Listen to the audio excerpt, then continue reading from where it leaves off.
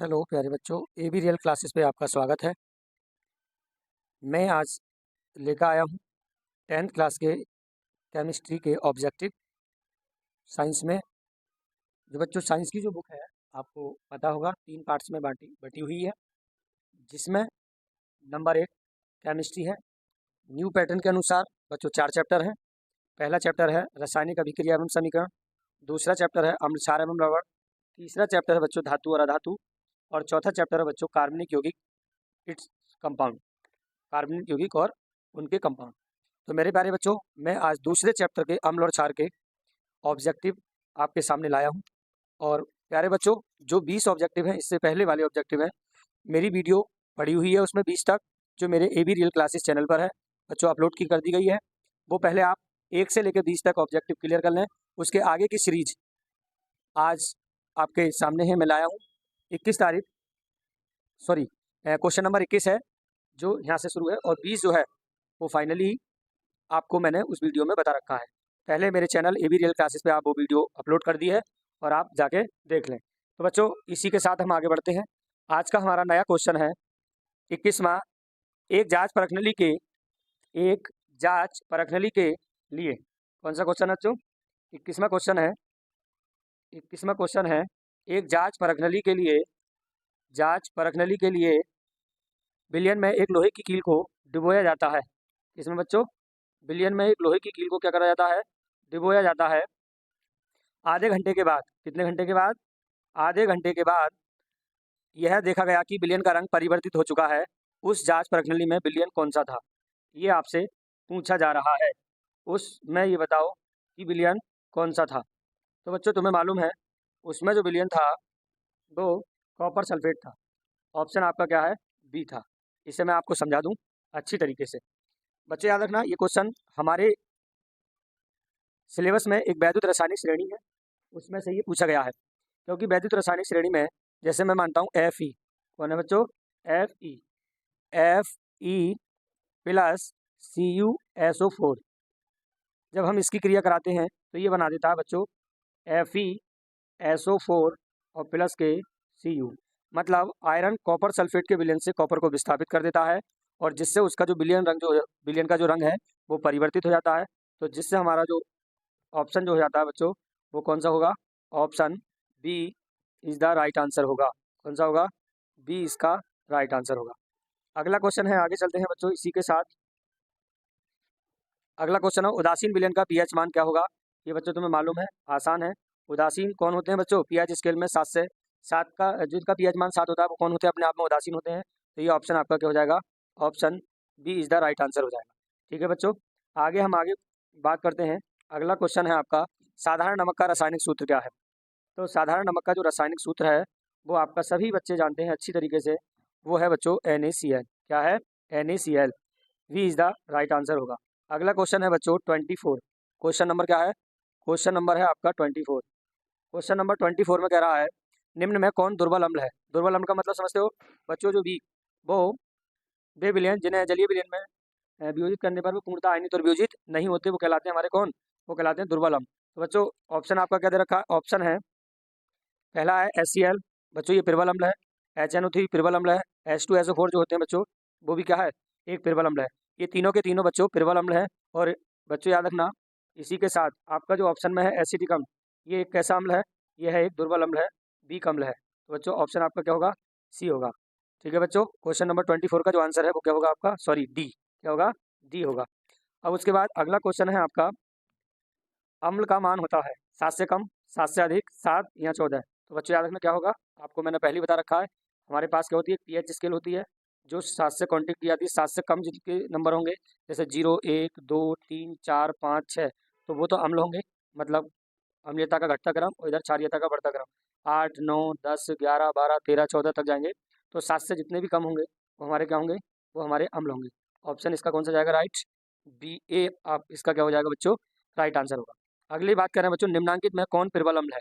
प्रबल अम्ल की बात कर रहे हैं, प्रबल अम्ल की बात कर रहे हैं। इस क्वेश्चन में बात करी गई थी दुर्बल अम्ल की। ये आपके सामने जो क्वेश्चन है इसमें बात करी गई थी दुर्बल अम्ल की, और नीचे वाले जो क्वेश्चन है इसमें बात करी गई है प्रबल अम्ल की। तो बच्चों H2SO4 भी अपने आप में एक प्रबल अम्ल है, HCl भी अपने आप में प्रबल अम्ल है, HNO3। तो बच्चों इसका जो ऑप्शन जाएगा वो क्या जाएगा? ऑप्शन बी जाएगा। और कौन सा होगा बच्चों ये आपका होगा ये सभी। आशा करता हूँ आपको ये बात समझ में आ गई होगी। विद्युत अपघटन में इलेक्ट्रॉन मुक्त होते हैं। क्वेश्चन क्या कह रहा है बच्चों? विद्युत अपघटन में इलेक्ट्रोड मुक्त होते हैं किस पर? ऑप्शन आपका जाएगा बच्चों एनोड पर। किस पर होते हैं? एनोड पर। ठीक है, आगे हम बात करते हैं 28 क्वेश्चन। फेरस सल्फेट क्रिस्टल का रंग होता है। फेरस जो क्रिस्टल जो होता है उसका जो रंग जो होता है वो किस तरीके का होता है बच्चों? तो वो आपका होता है हरा। कैसा होता है बच्चों? हरा होता है। इज द राइट आंसर होगा। क्या होगा? हरा इसका राइट आंसर होगा, ऑप्शन बी। आगे बात करते हैं अम्लीय ऑक्साइड के जलीय विलयन का पीएच मान कितना होता है? अम्लीय ऑक्साइड के जलीय विलयन का पीएच मान क्या होता है? तो अम्लीय है ना बेटा, पहली बात कह रहे हैं। क्या कह रहे हैं? अम्लीय। तो अम्लीय कौन होंगे? जो 7 से कम होंगे, अभी बात करी थी। तो ऑप्शन आपका क्या होगा? सी इज द राइट आंसर होगा। आगे बात करते हैं NaOH है। NaOH क्या है? मतलब जिसे हम कास्टिक सोडा कहते हैं, इनमें से क्या है? अम्ल है या क्षार है या फिर लवण है? तो बच्चों अम्ल और क्षार की पहचान करने के लिए सबसे अच्छी बात क्या है? जब हम NaOH को तोड़ेंगे, एक मिनट, NaOH को तोड़ेंगे। NaOH अगर हम बात करें तो NaOH को हम क्षार की पहचान सबसे पहले ऐसे कर सकते हैं जैसे NaOH। जैसे ही हम NaOH को तोड़ेंगे तो NaOH जो टूटेगा वो टूटेगा बच्चों Na पॉजिटिव और प्लस OH निगेटिव में। तो याद रखना आर्हेनियस ने कहा था, आर्हेनियस का सिद्धांत ये कहता है कि वे पदार्थ जो जलीय विलयन में OH नेगेटिव आयन देते हैं वो हमारे क्या कहलाते हैं? क्षार कहलाते हैं। क्या कहलाते हैं बच्चों? क्षार। उसी प्रकार से हमारा ऑप्शन जो जाएगा वो ऑप्शन बी होगा, is the right answer. Silver chloride का रंग क्या है? अगर हम सिल्वर क्लोराइड की बात करें तो इसका रंग क्या होता है? तो इसका रंग जो होता है बच्चों वो होता है सफ़ेद। कैसे होता है? श्वेत होता है। ऑप्शन ए इसका राइट आंसर होगा। निम्नांकित में कौन लवण है? लवण की बात करी जा रही है। देखो बच्चों HCl अपने आप में अम्ल है, NaOH अपने आप में क्षार है, KOH अपने आप में क्षार है। इसकी पहचान भी है। देखो इसमें OH है, ये क्षार है। इसमें OH है, ये क्षार है। इसमें H पॉजिटिव है, ये अम्ल है। अब बच्चों आपका ऑप्शन कौन सा बचा? आपका ऑप्शन बचा बी। तो बी आपका सही आंसर होगा NaCl, क्योंकि पूछा है लवण। लवण NaCl कौन होता है?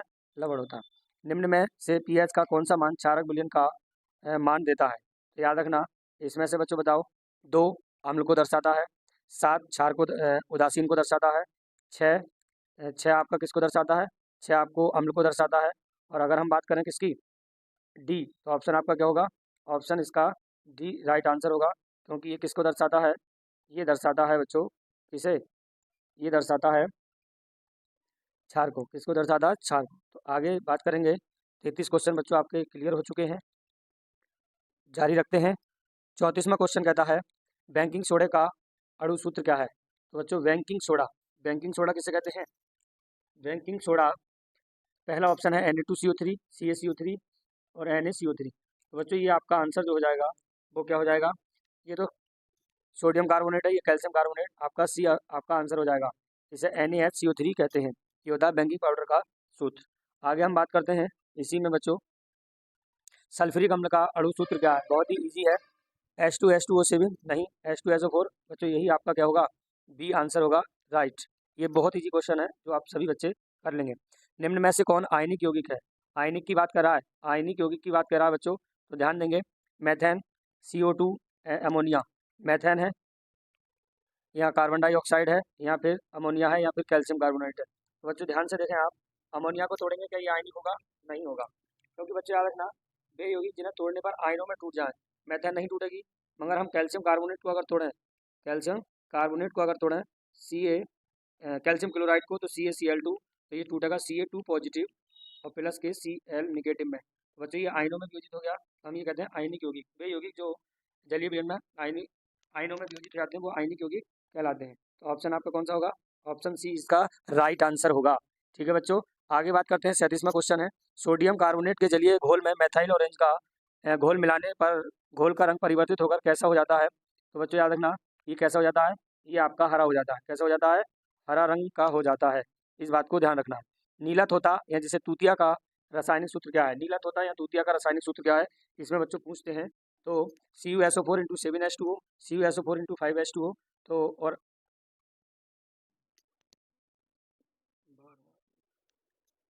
तो बच्चों इसमें जो आपका ऑप्शन जो हो जाएगा राइट, वो राइट आंसर आपका क्लियरली बी हो जाएगा। कौन सा हो जाएगा? B, CuSO4 into 5H2। आगे हम बात करते हैं सोडियम कार्बोनेट का अणु सूत्र क्या है। तो बच्चों याद रखना, सोडियम कार्बोनेट का अणु सूत्र की बात करें, सोडियम कार्बोनेट सही से पढ़ेंगे, सोडियम कार्बोनेट। जैसे देखो सोडियम का प्रतीक क्या होता है बच्चों? Na, और कार्बोनेट किसे कहते हैं? CO3। इस पर 2 नेगेटिव होते हैं, ये इससे दे देता है। तो आपका जो सूत्र बन के जो आपका जो सूत्र बनेगा तो ये बन जाएगा Na2CO3। तो बच्चों याद रखना, अब ये इससे देख लो कि कौन सा सूत्र है आपका। तो ये आपका जो सूत्र बैठेगा वो कौन सा होगा? मेरे हिसाब से ऑप्शन ए होगा। सिंपल सा है आपका, क्या हो जाएगा? ए। ए आपका इसका आंसर हो जाएगा। चलो बच्चों आगे बढ़ते हैं, लास्ट क्वेश्चन है इस क्लास का। बैंकिंग सोडा का रासायनिक सूत्र क्या है? बच्चों अभी उस वाली उसमें भी ये दोबारा रिपीट हुआ है क्वेश्चन, तो इसका जो होगा वो होगा NaCO3, इसका राइट आंसर होगा।